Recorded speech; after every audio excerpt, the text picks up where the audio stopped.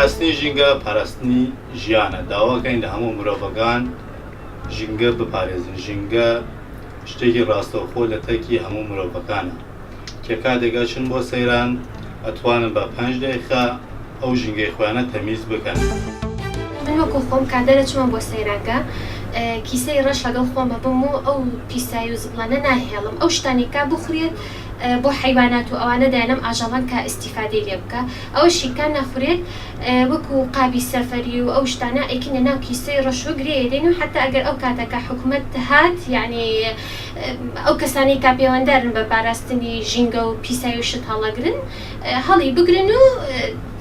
حتا سەیرانگاکانمان تێک نەچێت. چێناویت هەر کەسێکێ دەمێت چیتان بۆ گەشتێکێ بۆ سەیرانێکێ الویجێ هەنێ ژینگەهێ تێک بدەتن ئەو ژینگەهانێ کە نەبوو کەسێکی هاتیە دروستکردن یان بۆ شەخصێکی یان بۆ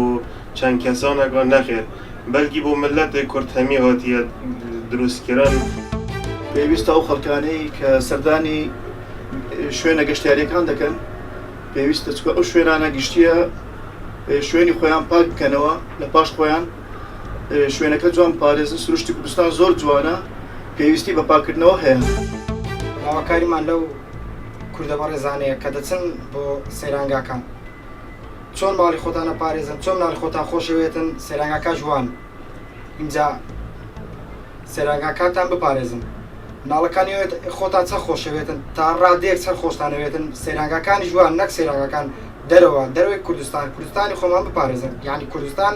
کە کوردستانت نەپارێست یعنی لە هیچ ڕۆیەکە ناتوانانی بیپارێزن.